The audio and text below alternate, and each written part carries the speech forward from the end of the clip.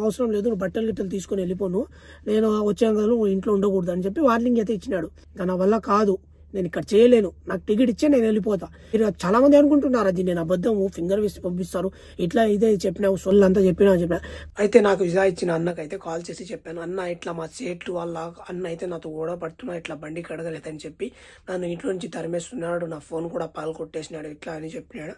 అట్లయితే అన్న కాల్ చేసి ఇట్లా అని చెప్తే మ్యాటర్ చెప్తే అన్న ఏం చెప్పినాడు, నేను వచ్చి ఏమైనా మాట్లాడాలా అని అడిగినాడు. అన్న నేను వద్దు, నేనే మాట్లాడతాను, నువ్వు మాట్లాడితే మళ్ళా నాకు ఆల్రెడీ అతను చెప్పినాడు నీకు చెప్పొద్దని ఈ విషయాలన్నీ, ఇంకా నీకు చెప్పినానంటే నేను తెలిస్తే మళ్ళీ నాకు అది ఒక తలకాయ నొప్పి, అందుకని ఏం చేయాలో చెప్పినా అని చెప్పి అడిగిన. అయితే అన్న ఏం చెప్పినాడు, తమ్ముడు నీకు ఏది రైట్ అనిపిస్తే అది చెప్పు చెయ్యి, ఎందుకంటే ఇప్పుడు నువ్వు సైలెంట్గా ఉన్నా పర్లేదు, గమ్మున వెళ్ళిపోయినా అనుకో అది మళ్ళీ నీకు ఫ్యూచర్లో ఇంకా కొన్ని ఏళ్ళ తర్వాత నీకు అది ఇంకా ఎక్కువ అవుతుంది, అందుకని ఏమున్నా సరే ఇప్పుడే క్లియర్ చేసుకో, ఒకవేళ నువ్వు ఇంటికి వెళ్తావు వెళ్ళిపో, నేనున్నా ఇంకా మంచి ఇంట్లో నీకు తీస్తాను, నేను ఏం భయపడవు, ఏమైనా నువ్వు నీకు ఏమంటే కరెక్ట్ చేయి, నేను చూసుకుంటాను అని నేను చెప్పినాడు. అన్న ఇంకా నువ్వు ఏం భయపడవు, ఈ ఇల్లు కాకపోతే ఇంకా ఇట్లాంటి 10 ఇల్లు వెతుకుతాను నేను నీకోసము, ఏం టెన్షన్ కావద్దు, నువ్వు ఏమంటే నీకు నచ్చింది నువ్వు చెయ్యి, వాడి మాటలు వీడి మాటలు విని నువ్వు అక్కడే నువ్వు ఇట్లా అట్లా బతుకోవాల్సిన అవసరమే లేదు, నీకు ఇక్కడ ఇష్టం ఉంటేనే చెయ్యి, నీకు ఇష్టం లేదా అక్కడి నుంచి వచ్చే నేను చూసుకున్నా, నీకు వేరే ఇల్లు మాట్లాడి చేస్తాం, వాడికి ఎంతే కట్టాలని చెప్పు అంత డబ్బులు వాడికి కట్టేద్దాం, మళ్ళీ నువ్వు సంపాదించి నువ్వు బయటకు వచ్చిన తర్వాత వేరే ఇంట్లో చేసిన తర్వాత ఆ డబ్బులు నాకు ఇవ్వు, అదేనైతే అన్న చెప్పినాను. నేను ఇంకా అట్లా చెప్పినాను, ఇంకా నేను భయపడుతుంటే అవ్వద్దు, ఇంకా ఏమున్నా సరే వాడు కోయిటర్తో మాట్లాడని చెప్పి మాట్లాడినాను, అది నీకు బండిలో వెళ్ళి నేను చెప్తాను అండి.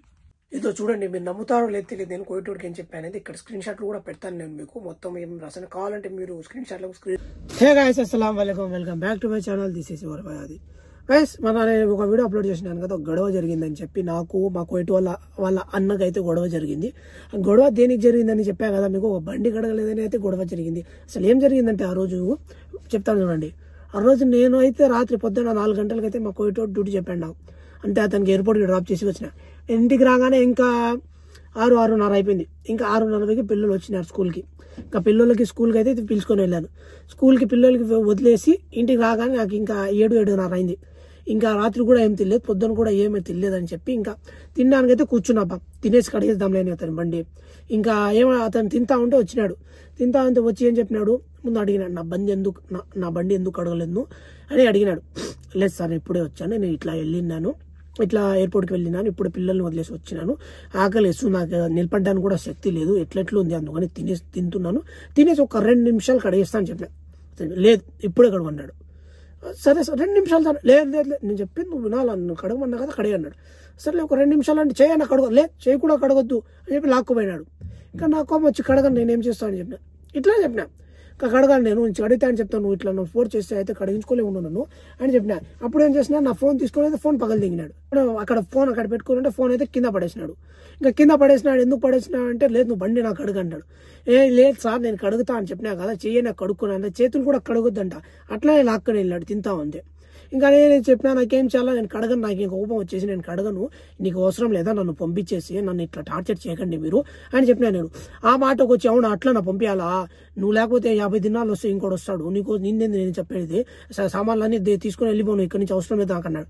సరే నువ్వు చెప్తానే ఉండు, నాకు ఒకటి చెప్పి అదే మా సేటుకి చెప్తాను, మా సేటు ఏమంటాడు ముందామని చెప్పి మా సేటుకి కాల్ చేసిన, మా సేటు అయితే కాల్ ఎత్తలేదు.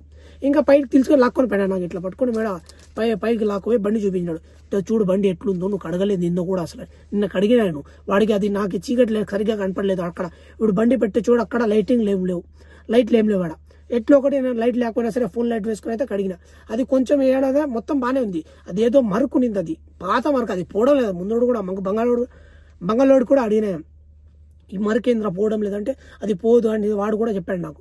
నేను చెప్పిన వాడికి అది పోవడం లేదని చెప్పిన, లేదు ఎందుకు పోదు నేను చూపిస్తాను అని చెప్పి అది గొడవ పడినాడు. మన లాస్ట్ ఏం చెప్పినా నువ్వు అవసరం లేదు, నువ్వు బట్టలు గిట్టలు తీసుకొని వెళ్ళిపోను, నేను వచ్చాను కదా నువ్వు ఇంట్లో ఉండకూడదు అని చెప్పి వార్నింగ్ అయితే ఇచ్చినాడు. ఒకవేళ నువ్వు ఉన్నావు అనుకో నీ శాలరీ డబ్బులు కట్ చేస్తా అన్నాడు. దేనికి కట్ చేస్తావు సార్ అని అడిగితే, లేదు నువ్వు ఆ బండి కడగలేదు కదా దానికి పెనాల్టీ అన్నాడు.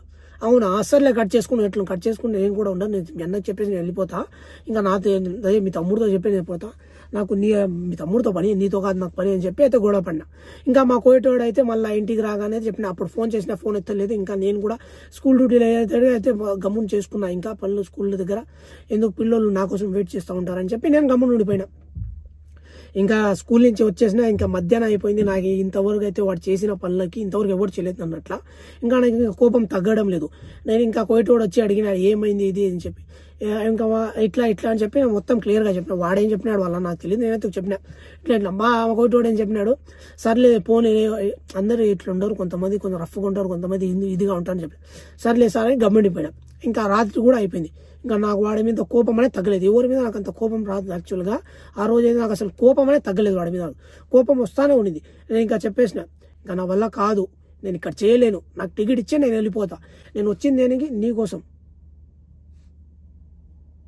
సార్, నేను చేది నీ కోసం, నీ పిల్లల కోసం వచ్చిన, నీ పిల్లలకు నీకోసం నేను పని చేయడానికి వచ్చిన డ్రైవర్గా. ఇక్కడ మీ అన్న కోసం రాలేదు. నీ పని లేకపోతే మీ పిల్లల పని ఏమైనా చెప్పు, నేను చేస్తా.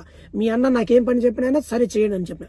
ఆ మాటకి సర్లే మా అన్న బండి కడిగే కొంచెం నువ్వు కూడా ఇప్పుడు మా ఇంట్లో ఒక పార్ట్ అయిపోయినా, మా ఇంట్లో ఒక వ్యక్తి అయిపోయినా, నువ్వు వదిలి వెళ్తే ఇప్పుడు బాగుండదు, అడ్జస్ట్ చేసుకుని వెళ్ళాలా అది ఇది అన్నాడు. ఇంకా మా అన్న బండి కూడా కడిగే, నువ్వు నీకు ఎక్స్ట్రా 5 దినాలు డబ్బులు ఇస్తా అన్నాడు.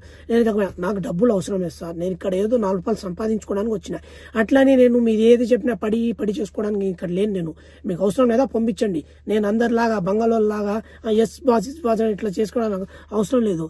ఏమున్నా సరే ముఖం మీద చెప్తా, నీకు అవసరం ఉంటే పెట్టుకొని లేకపోతే పంపించని చెప్పిన.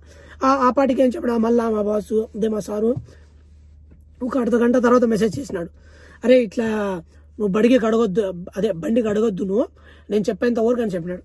ఇంకా నేను అప్పుడు ఇంకా వాడు ఆ మాట చెప్పిన తర్వాత కొంచెం హ్యాపీ అయినా. ఇంకా మరుసటి రోజే ఇట్లా నాకు వాళ్ళన్నా ఫోన్ చేసి ఇట్లా రా నాకు ఎయిర్పోర్ట్ అని చెప్పినాడు.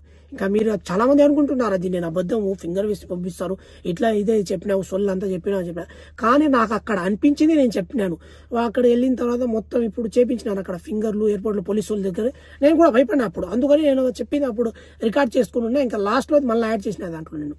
ఇంకా అక్కడ మొత్తం ఇంకా ఫింగర్ పాసేజ్ ఫోటోలు ఇంకా అంతా తీసుకున్నా. నేను అనుకున్నా ఇంకా పంపించేస్తున్నారులేమో నేను నిన్న చెప్పిన మాటలకి నేను కూడా పడింది దానికి అని చెప్పి ఇంకా అట్లా అనుకున్నా నేను. తర్వాత అక్కడ నాకు ఫింగర్ వేపించాడు కదా, అతను వచ్చి మా సార్ వాళ్ళ కింద దగ్గర పనిచేస్తే ఇంకో సార్ అది అతను చెప్పినాడు నాకు, అట్లా కాదు నీకు ఫింగర్ పంపించడం లేదు ఇంటికి, నీకు జస్ట్ నీ బయోమెట్రిక్ చేపిస్తున్నా అని చెప్పినాడు.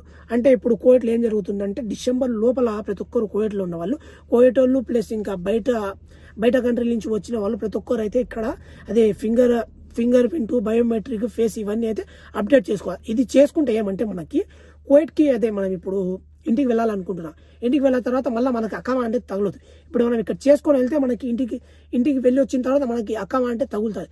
దానికోసం ఇదంతా స్టోరీ అయితే జరిగింది. ఇంకా మా కోయిటోడు అదే మా కోయిటోడు మంచోడు కాబట్టి నాకు కొంచెం సపోర్ట్ చేసినాడు వాళ్ళన్న ఇట్లాంటోడు అని చెప్పి. ఇంకా ఏమో నాకైతే తెలియదు వాళ్ళు ఇట్లాంటి వాళ్ళ అవసరానికి ఎన్నైనా చెప్పొచ్చు వీళ్ళు.